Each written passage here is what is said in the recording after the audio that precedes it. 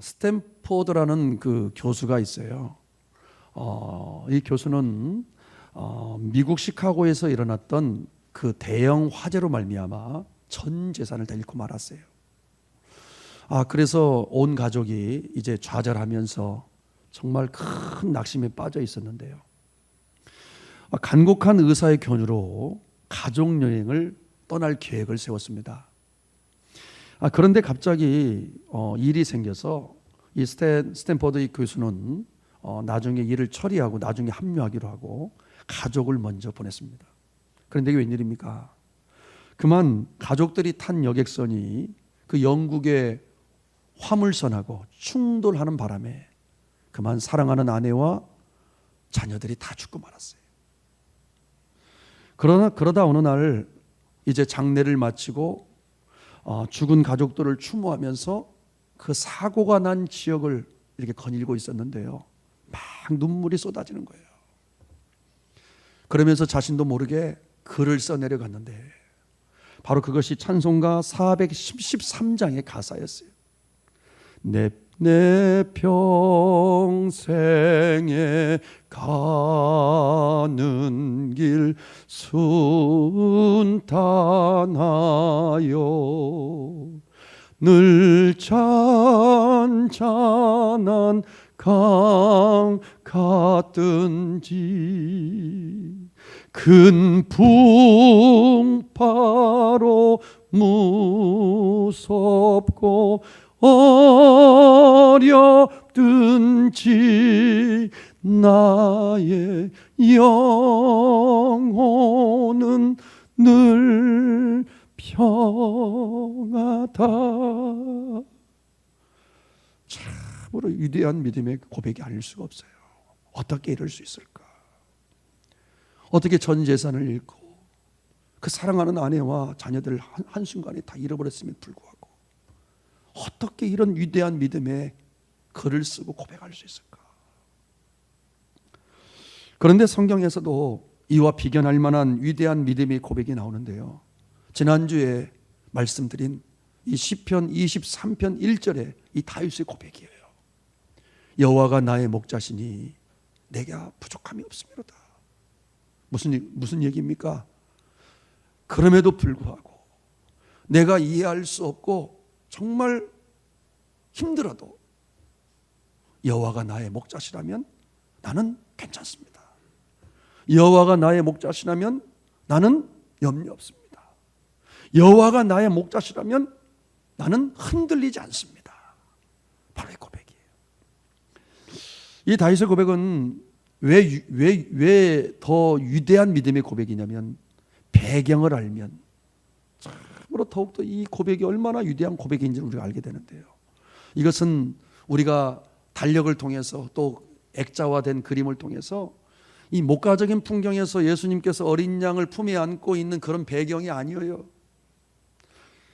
다윗의 인생 가운데에서 가장 처절하고 수치스럽고 절망적인 상황에서 읊어진 고백이기 때문에 하나밖에 없는 압살롬이라는 그 아들에 의해서 반역을 그 아들이 일으켜서 살기 위해서 도망쳐야 했던 그 상황 속에서 지어진 시였기에 더더욱 위대한 믿음의 고백이 될 수 있는 거예요. 그러면서 다윗은 목자 되신 하나님께서 어떻게 자신을 인도하여 주셨는지를 말해주고 있는데 참으로 흥미롭습니다. 오늘 먼저 우리 2절 말씀 한번 함께 읽겠습니다. 시작. 그가 나를 푸른 풀밭에 누이시며 쉴만한 물가로 인도하시는도다. 목자신 하나님께서요 어떻게 인도하셨어요? 두 가지, 눕게 하시고 쉬게 하시면서 인도하셨다는 거예요. 분명 여기서 이 눕게 하는 거 그리고 이 쉬게 하는 것은 하나님의 인도하심의 방식이에요. 그러나 참으로 모순이 돼요. 여러분들이 양에 대해서 제대로 안다면 왜 이것이 모순되는 거냐면 양은 결코 누워서 쉬는 동물이 아니에요. 그리고 양은 누워서 쉬어서는 큰일 납니다. 왜냐하면 지금 여러분들 오늘 이 시편 23편의 이 배경은 아까 말씀드린 대로 무슨 막 푸른 초장으로 막 예수님께서 품에 안고 있고 막 천국 같은 그런 분위기가 아니라고 그랬어요. 광야입니다. 아주 다윗에게 있어서는 지금 처절하고 수치스럽고 절망적인 광야 같은 배경이에요. 주변에 여러분들 이 양을 노리고 있는 맹수들이 많았어요. 그래서 결코 그들은 누울 수가 없었어요. 누워서 쉰다는 것은 참으로 어려운 일이었다니까요. 그런다고 볼 때 우리는 오늘 본문에서 흥미로운 한 가지 사실을 발견할 수가 있는데, 그게 뭐냐면 목자가 의도적으로 자신의 양을 눕게 하고 쉬게 했다는 것이에요. 이렇게 이해할 수가 있어요. 이 사실을 어떻게 더 알 수 있냐면 2절 하반부에 인도하시는도다라는 그 동사가 있는데, 인도하다라는 이 동사는 히브리어로 바로 에나 할레나, 어떤 의미를 가지고 있냐면 의도적으로 하나님께서 이끌었다라는 의미를 함축하고 있어요. 그러므로 우리는 오늘 본문에서 다윗이 지금 2절에서 뭘 얘기하고 있냐면 이렇게 얘기하는 거예요. 하나님께서 아들 압살롬의 반역으로 말미암아 자신을 눕게 하고 쉬게 했다. 눕게 하고 쉬게 해서 인도한 것으로 해석을 할 수 있다는 사실이죠. 다윗의 삶과 사역을 멈추게 했다는 거예요. 그렇다면 여기서 이 눕게 하고 쉬게 했다는 이 말은 우리들에게 있어서는 어떤 의미를 가지는 걸까요? 쉽게 얘기하면 이런 거예요. 우리들의 삶에 브레이크를 거셔서 하나님께서 우리의 삶을 멈춰서게 만든 그 상태, 바로 그것을 오늘 다윗은 누이시며 쉴만한 물가로 인도하는 걸로 표현하고 있어요. 눕게 하고 쉬게 했다. 그래서 인도했다는 거예요. 한마디로 얘기해서 아들 압살롬의 반역으로 말미암아 자신을 하나님께서 눕게 하고 쉬게 했다. 멈춰서게 했다. 사역과 삶을 정지시켰다라고 고백하고 있다는 사실이죠. 예를 들어서 이런 거죠. 우리에게는 길을 막아서, 그리고 하나님께서 돈을 다 잃게 해서, 그리고 또 합격하지 못하게 해서, 또 어떤 사람은 이별을 통해서까지, 어떤 사람은 또 질병을 또 통해서까지, 심지어는 지금 우리가 경험하고 있는 코로나 바이러스를 통해서까지 우리네 삶을 정지시키고 우리네 삶과 사역을 멈춰서게 한 것이라는 사실이에요. 이것으로 예를 들 수가 있다는 사실이죠. 사실 우리 인간은요, 참으로 쉬지 못하는 인생들이에요. 왜? 우리 안에 있는 그 목마름 때문에. 우리 안에 있는 이 목마름 때문에 쉬질 못해요. 왜냐하면 우리들 안에 이 목마름이 있으면요, 그 목마름을 채우기 위하여 우리는 무엇인가를 반드시 붙잡게 되어 있어요. 여러분들, 이 목마름과 갈급함을, 여러분, 우리 허전함과 공허함을 채울 수 있는 뭔가를 우리는 반드시 붙잡게 되어 있다니까요. 어떤 사람들은 그래서 음란물에, 어떤 사람들은 술에, 어떤 사람들은 또 일 중독에, 어떤 사람들은 또 사람에게, 어떤 사람들은 또 심지어 자녀에게 집착하는 사람들이 많고요. 남편에게 그렇게 집착하는 사람이 있고요. 왜? 여기가 허전하고 공허하니까요. 어떤 사람들은 또 운동에 너무나 중독이 된 사람도 있고요. 왜? 여기가 허전하고 여기가 공허하니까요. 그래서 쉬지를 못하는 거예요. 항상 분주해요. 항상 그 사람은 쉬지를 못해요. 왜? 여기가 허전하고 여기가 갈급하고 여기가 목말르니까.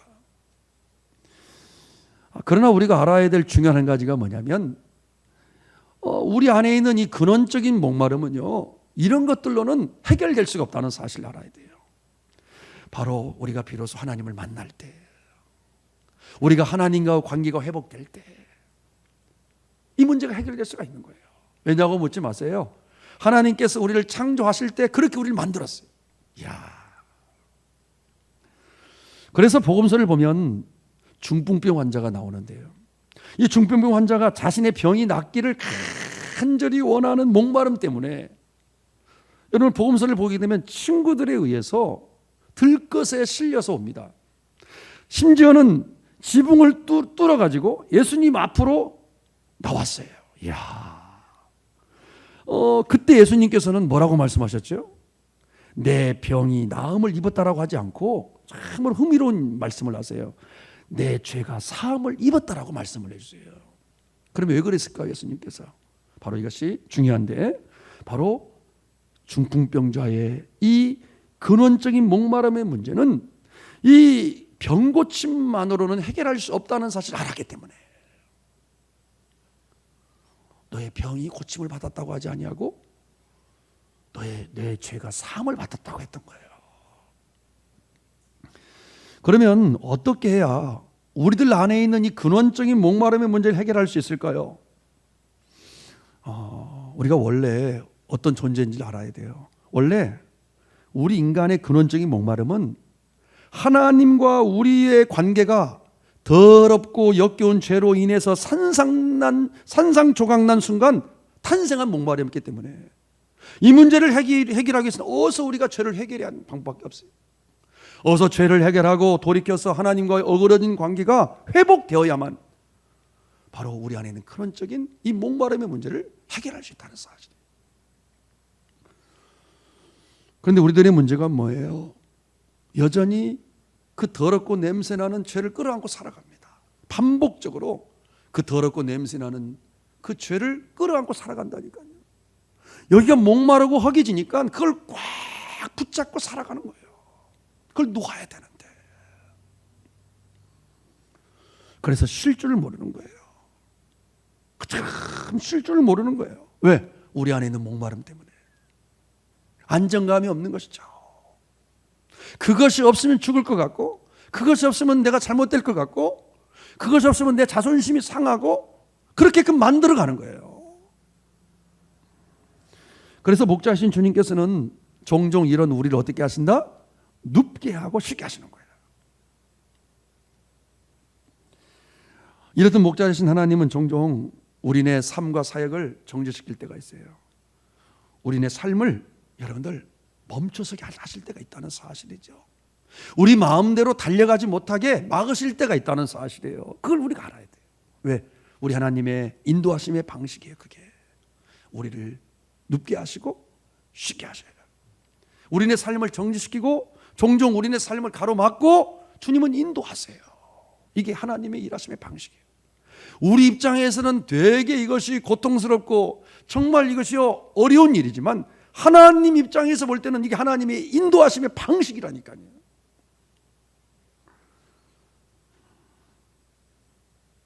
그렇다면 하나님께서 우리를 이처럼 눕게 하시고 쉬게 하시는 이유가 뭘까? 이제 그걸 알아야 되죠. 왜 하나님께서 우리를 사랑한다고 하면서 왜 우리를 이처럼 눕게 하고 쉬게 하셔서 정지시키고 멈춰서게 하시고 가로막는 그 이유가 무엇일까? 그것이 바로 3절에 답이 나와 있어요. 우리 3절 말씀 함께 읽겠습니다. 내 영혼을 소생시키시고 자기 이름을 위하여 의의 길로 인도하시는도다. 먼저 그 이유가 나와 있어요. 내 영혼을 소생시키기 위하여. 한마디로 얘기해서 하나님과 우리의 관계를 회복시키기 위한 것이죠. 여기서 이 소생시키다라는 말은 회복시킨다라는 의미를 가지고 있는데요. 성경에서 말하는 회복이란 어떤 것이냐, 제가 말씀드릴게요. 예를 들어서 제가 이번에 접종을 하고 나서 이 왼쪽이 이 부분이 계속 뻐근하고 뭔가 이상한 거예요. 심장도 그렇고. 그러다가 제가 인터넷 자료를 보니까 이런 말이 써 있는 거예요. 통증이 있을 때 원인 추적을 하면 다른 부위 때문일 수 있더니 다 다루어줘야 된다고. 야, 그래서 제가요 곰곰이 생각해 봤어요. 왼쪽에서 제일 멀리 떨어져 있는 이 오른쪽에 문제가 있을 것 같다 해서 보니까, 제가 너무나 많이 컴퓨터 작업을 오른쪽만 사용하다 보니까 그래서 여기 풀어졌어요. 침도 맞고. 그랬더니 여러분들 그냥 사라지는 거예요. 실제로 분명 통증이 있었던 가슴 부위와 멀리 떨어진 부위였어요. 이처럼 우리 하나님께서도 우리 영혼을 소생시키실 때 여러분들 아픈 부분만큼을 만지시는 게 아니라 그것과 결부된 다른 문제들도 추적하셔서 원인 자체를 뿌리째 뽑아버리세요. 이게 하나님의 일하심이에요. 그래서 여러분들 얼마나 이게 아픈지 알 수가 없어요. 왜? 우리의 깊은 데를 하나님께 손대시니까. 내가 정말 수치스러워서 내가 정말 드러내기 싫은 부분을 하나님은요 그 원인까지 뿌리째 뽑아내시기 위하여 하나님은 그 고통과 아픔을 우리에게 주시는 거거든요. 우리가 당하고 있는 지금 그 문제 해결이 문제가 아니라 하나님은 그 문제보다도 훨씬 더 깊은 그 문제의 원인 자체를 뿌리째 뽑으려고 우리에게 그 문제와 고통을 주신 것이거든요. 그래서 여러분들 참으로 아플 때가 많아요. 왜? 하나님께서 우리를 수술하시기 위한 것입니다. 하나님의 수술하심이 이루어지기 때문에 우리 깊은 데를 하나님께서 만지세요. 성경에서도 이처럼 하나님께서 자신의 백성들의 영혼을 소생시키는 대표적인 그 장면이 나오는데 바로 출애굽기 15장이에요. 이스라엘 백성들이 이제는요 출애굽을 해가지고 광야를 거닙니다. 얼마나 힘들었을까요? 200만 명이나 되는 백성들이 광야에서 먹을 게 제대로 있었겠습니까? 입을 게 제대로 있었겠습니까? 배가 고팠어요. 목이 말랐어요. 헐벗었어요. 추웠어요. 정말 이러한 때에 우물이 보이는 거예요. 우물이. 그래가지고 막 달려가서 먹어보았더니 이게 어쩐 일이에요? 먹을 수 없는 쓴물이. 그런데 그 당시 이 마라의 쓴물은 어떤 물이었냐면 여러분들 고칼슘, 고마그네슘 물이었어요. 여러분들 칼슘과 마그네슘을 많이 먹으면 어떻게 될까요? 토합니다. 먹을 수가 없어요, 많이. 그런 것처럼 마시면 몸이 소화되지 못하고 막 토해내는 물이었어요. 그게 마라의 물이었어요, 지금. 그렇다면 왜 하나님께서 백성들로 하여금 이 쓴물을 먹게 하셨을까? 왜 하나님께서는 이러한 물을 광야 한복판에서 마시게 했을까? 우리는 여기 한번 잘 생각을 해봐야 돼. 왜 그랬을까? 여러분 그 당시에 지금 하나님께서 이들을요 약속의 땅, 새로운 땅으로 의의 길로 인도하기 위한 게 목적이었거든요. 그러기 위해서 여러분들 먼저 이 백성들에게 있어서 백성들에게 있어서 수술할 필요가 있었던 거예요. 이들은 400년 동안 노예 생활을 하면서 노예 근성으로 꽉 붙잡혀 있었어요. 그리고 그 애굽 사람들이 먹었던 음식을 함께 먹으면서 아주 거기서 여러분들 다 이게 부정한 건지 깨끗한 건지 알지 못한 제품이라면 함께 먹고 함께 살았어요. 그랬던 백성들이었어요. 이들을 그런데 이제 여러분들 의의 길로, 이들을 이제 여러분들 새로운 약속의 땅으로 인도해야 되는 상황에서 토해내는 과정이 필요했던 거예요. 그래서 백성들은요 여러분들 토해냈어요. 이 쓴물을 먹으면서 독안에 있는 독소들이 다 빠져나왔어요. 토해내고 또 토해내고 또 토해냈어요. 그래서 그들이 어느 정도 비워내자 이제는 하나님께서 그들을 하나님의 때에 엘림이라는 곳으로, 새로운 땅으로, 새로운 길로 그들을 인도할 수 있었다는 사실이에요. 이처럼 하나님께서 말씀하시는 이 소생케 하심, 이 하나님의 회복은 반드시 토해내게 하는 과정이 필수 조건이에요.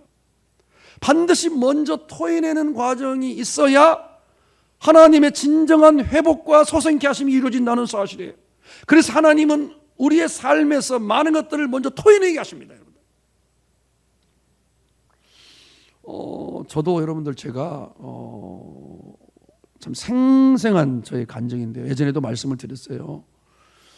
제가 그 십자가를 바라보고 있는데 십자가 주변으로 제가 지었던 죄가 파노라마처럼 쫙 지나가는 거예요. 얼마나 역겨웠는지 오바이트를 하는 거예요. 막 토해냈어요. 화장지 이렇게 쌓일 만큼 저도 모르게 너무나 역겨운 거예요. 제가 지은 죄가. 그것을 일주일 내내 새벽마다 오바이트를 그렇게 토해냈어요. 여러분 그러고 나서 뭐가 변한 줄 알아요? 하나님의 임재가 느껴지는 거예요. 야, 정말 세상이 알 수 없는 평안과 만족함이 제 안에 부어지는 거예요. 끊임없이 이 죄라는 이 우물에 가서 계속 물을 마시면 정말 저의 영혼이 죽어버리게 됨을 주님께서 알기 때문에 어쩔 수 없이 하나님께서는 여러분들 저의 죄에 대하여 징벌하시고 그리고 무릎을 꿇게 하셔서 죄를 회개케 만든다는 사실이에요. 그리고 어떤 사람의 경우에는 수단과 방법을 가리지 않고 거짓과 속임이라는 우물에 가서 계속 그 물을 마시게 되면 언젠가는 그 사람의 인생이 산상조각 나게 됨을 알기 때문에 하나님께서는 먼저 토해내게 하세요. 무너지게 만드세요. 그리고 또 어떤 사람의 경우에는 이 사람만 있으면 행복할 것 같아서 그 사람을 너무나 우상시하고, 그리고 그 사람을 너무나 집착하며 물을 마시게 되면 앞으로 이 사람이 인생 가운데 문제가 많아질 것임을 알기에 하나님께서는 이별하게 만드세요. 그래서 그 사람과의 관계를 정리하게 만든다는, 이게 토해내는 과정이에요. 사랑하지만 토해내게 하실 수밖에 없다는 거예요. 만일 여러분들이 이러한 하나님의 인도하심의 방식을 여러분들이 알고 신뢰한다면 조금이나마 다윗처럼 여러분들이 고백할 확률이 커집니다. 어떠한 고난과 아픔이 와도 여호와가 나의 목자시니 내게 부족함이 없습니다. 이렇게 고백할 수 있는 확률이 커진다는 사실이죠.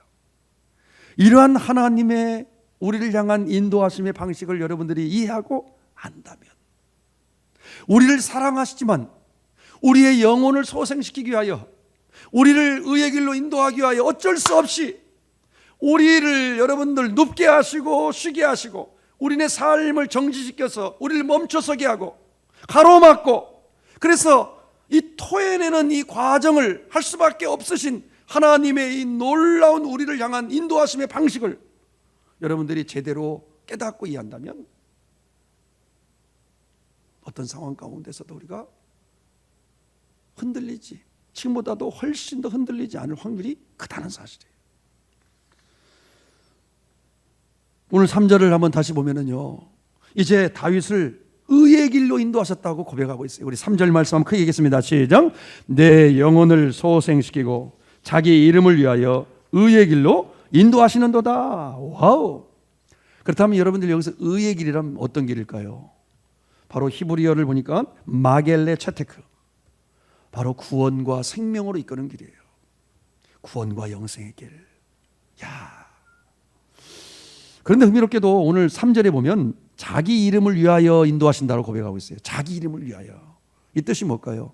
하나님의 영광과 목적과 뜻을 위하여, 그런 의미예요.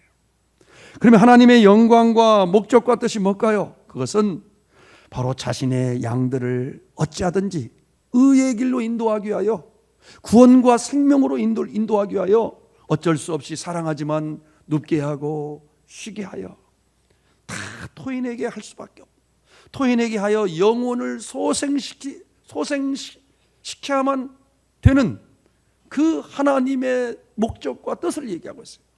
어쩌든지 자신의 그 양떼들을 의의 길로 인도하기 위한 하나님의 뜻, 구원과 영생으로 이끌기 위하여 사랑하지만 어쩔 수 없이 눕게 하고 쉬게 하고 멈춰서게 하고 가로막아서, 그리고 그 안에 있는 더럽고 냄새나는 것들을 다 토해내게 만들어서 또 가로막아서 브레이크를 설치해서 어찌하든지 그 영혼을 소생시켜야만 그들을 의의 길로 구원과 영생을 일고 이끌어갈 수 있기 때문에.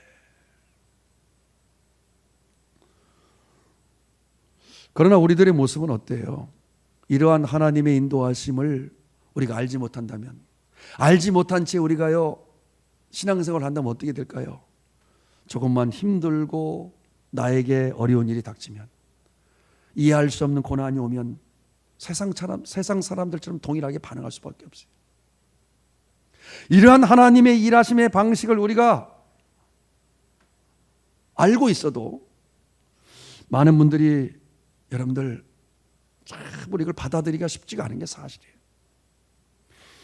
우리네 삶의 브레이크를 걸어서 하나님께서 사랑하시지만 어찌할 수 없이 우리의 영혼을 소생시키기 위하여 정죄시키고 무릎 꿇게 하시고 또 무너지게 하시고 또 여러분들 이별하게 하셔서 토해내게 하실 때 참으로 힘이 드는 게 사실이에요. 저도 그걸 경험해 봤잖아요. 서운병이 들어요. 서운병이. 그리고 하나님에 대해 의심이 생깁니다. 또 원망과 불평이 찾아오고요. 심지어는 어떤 사람들은요 하나님과 교회를 떠나는 사람들이 많아. 시험 들었어. Why me? 하나님 정말 살아 계신 겁니까? 라고 하면서 평생 하나님과요 손병이 걸려가지고 기도가 막히고 하나님과 완전히 여러분들 믿음이 쪼그라든 사람들이 우리 주변에 많아요. 이러한 하나님의 인도하심의 방식을 우리가 제대로 알지 못하면 너무나 우리가 푸른 초장에서 그 예수님께서 어린 양을 품에 안고 그냥 그 평화롭고 포근한 그 장면만을 우리가 교육받고 그것이 시편 23편에서 말하는 것이라고 우리가 여러분들 지금까지 신앙생활을 해왔다면 10중 8구 그런 사람들은 조금 힘들고 어려운 고난이 오면 하나님께서 여러분들의 영혼을 소생시켜서 어찌하든지 여러분들을 구원과 영생으로 이끌기 위하여 하나님께서 사랑하시지만 여러분들의 삶에 브레이크를 거시고 여러분들의 삶 가운데서 토해내는 과정을 하나님께서 시작하게 하실 때 받아들이기 쉽지 않다는 사실이에요. 너무 신기 된다는 사실이에요. 그러므로 우리는 우리의 원함과 하나님의 원함이 다르다는 사실을 반드시 알아야 돼요. 여러분들 하나님의 원함과 우리의 원함이 다르다는 걸 아십니까 여러분들? 이걸 우리가 알아야 흔들리지 않습니다. 한번 볼까요? 우리는 성공과 승리를 원하지만 바로 하나님은요 뭘 원하시냐면 거룩과 순종을 원해요. 상당히 중요한 얘기예요. 우리는 행복과 안전만을 원하지만 하나님은요 우리가 변화하고 성장하기를 원하세요. 너무 다르죠?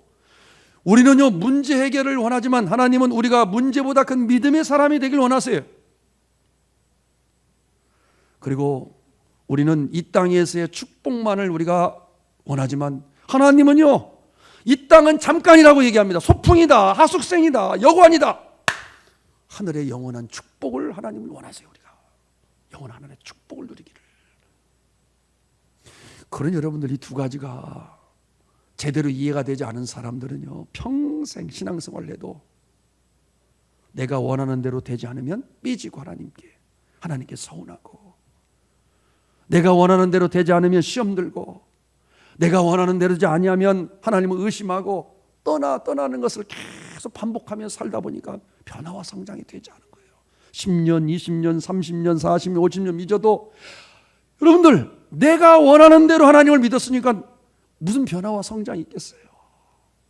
신앙생활이라는 것은 우리의 원함을 내려놓고 하나님의 원함을 우리가 바라보면서 순종하며 따라가는 것이 여러분들 신앙생활이에요. 그러므로 성경은 끊임없이 우리들에게 한 가지 요구하는 게 있어요. 너희들 성루로 올라가라고.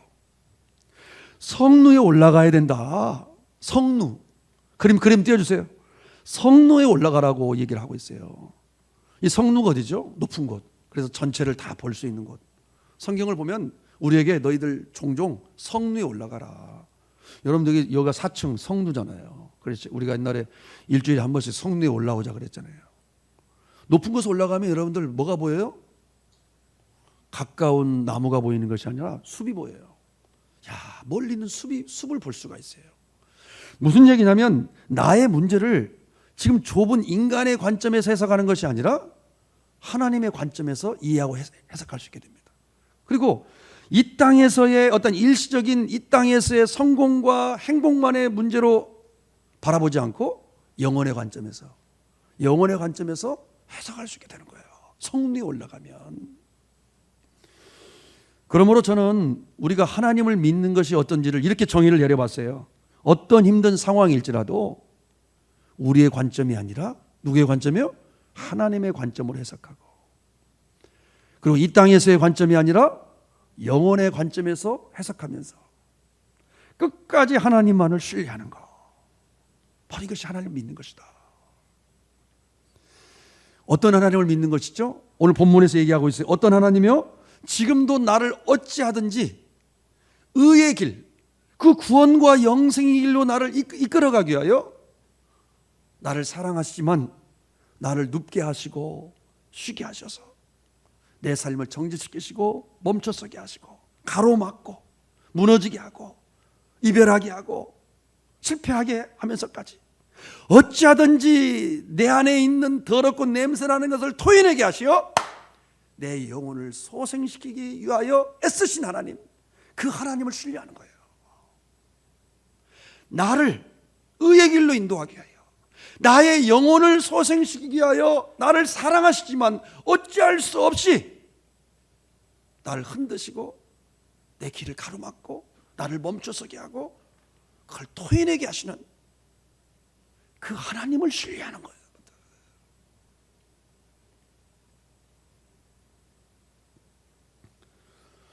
그래서 진정 여러분들이 이러한 하나님의 인도하심, 나를 눕게 하시고 쉬게 하시는, 오늘 시편 2편 2절에 나와 있는, 23편 2절에 나와 있는 이런 하나님의 인도하심을 여러분들이 믿는다면, 진짜로 여러분들 믿게 된다면 어떻게 될까요? 어떤 힘든 상황일지라도 우리들도 다윗처럼 여호와는 나의 목자시니 내가 부족함이 없습니다 라고 고백할 확률이 커진다는 사실이에요. 왜냐하면 나는 작지만 나의 목자이신 하나님은 크신 분이시기 때문에, 나는 정말 죄가 많고 악하지만 나의 목자이신 하나님은 선하신 분이시기 때문에, 나는 부분적인 것밖에 볼 수 없지만 나의 목자이신 하나님은 전체를 다 하시기 때문에, 그리고 무엇보다도 나는 부족하지만 나의 목자이신 하나님은 완전하신 분이시기 때문에 기도하겠습니다.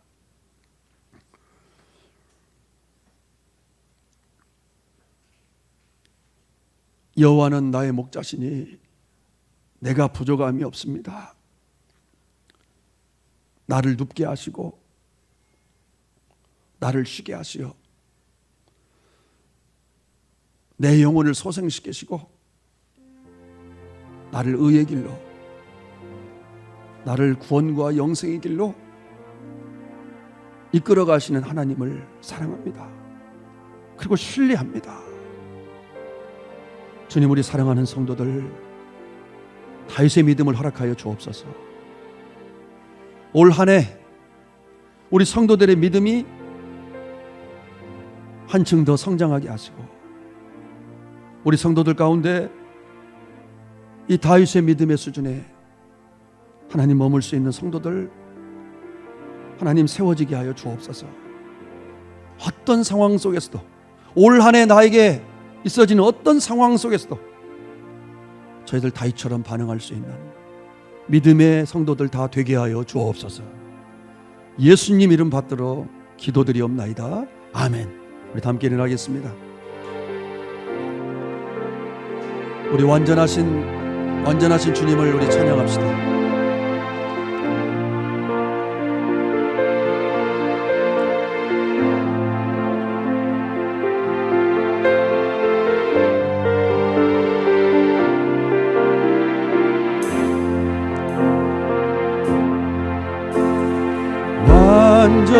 완전하신 나의 주, 의의 길로 날 인도하소서. 행하신 모든 일 주님의 영광 다 경배하니. 오른손 들고 찬양할 걸 다시 한번 완전하신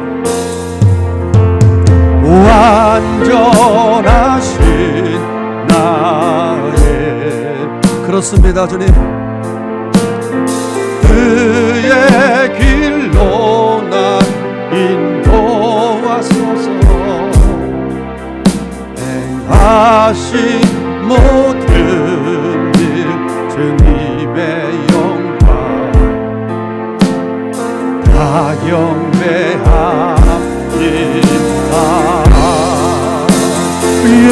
예배합니다. 찬양합니다. 주님 만날 다스리소서. 예배합니다. 찬양합니다. 주님 홀로 높이 받으소. 예배합니다. 예배합니다.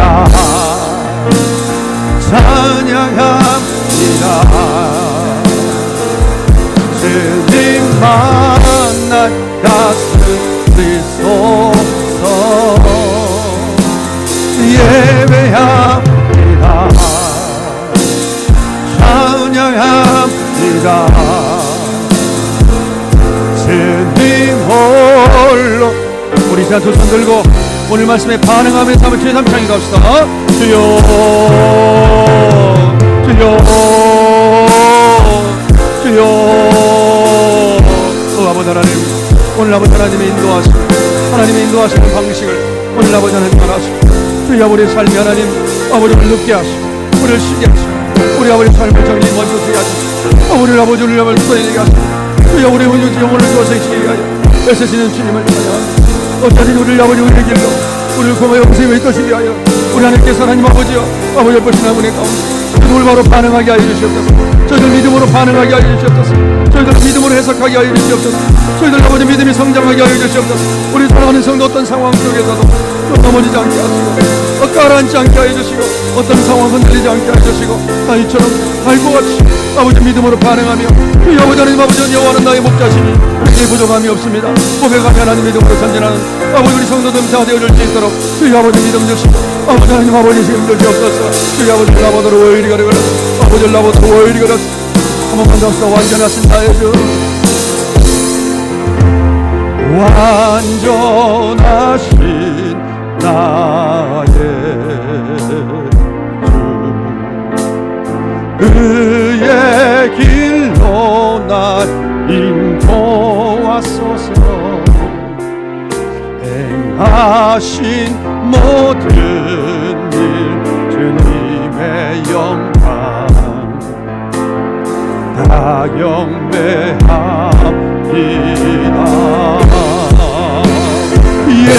예배합니다. 찬양합니다. 주님 만날 다스리소서. 예배합니다. 찬양합니다.